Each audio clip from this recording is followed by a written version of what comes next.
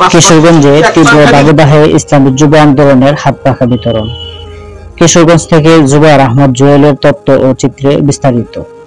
তীব্র দাবদাহে ইসলামী যুব আন্দোলন বাংলাদেশ কিশোরগঞ্জ জেলা কমিটির উদ্যোগে হাত পাখা বিতরণ কর্মসূচি পালিত হয়েছে। রোববার 12 মে বেলা 11টায় জেলা শহরের শহীদ মসজিদ চত্বর, সদর হাসপাতাল, সৈয়দ নজরুল ইসলাম মেডিকেল কলেজ ও আশপাশের এলাকায় বিভিন্ন শ্রেণী পেশার মানুষ ও রোগীদের মাঝে দলীয় প্রতীক হাত পাখা বিতরণ করেন।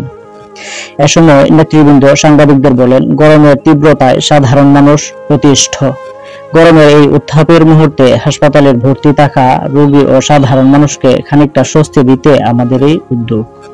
সরকারের প্রতি অভিযোগ করে নেতৃবৃন্দ আরো বলেন, এই তীব্র তাপদাহে সাধারণ মানুষ যখন হাসপাস অবস্থা, তখন বিদ্যুতের লাগামহীন লোডশেডিং জনজীবনকে দুর্বিষহ করে তুলেছে।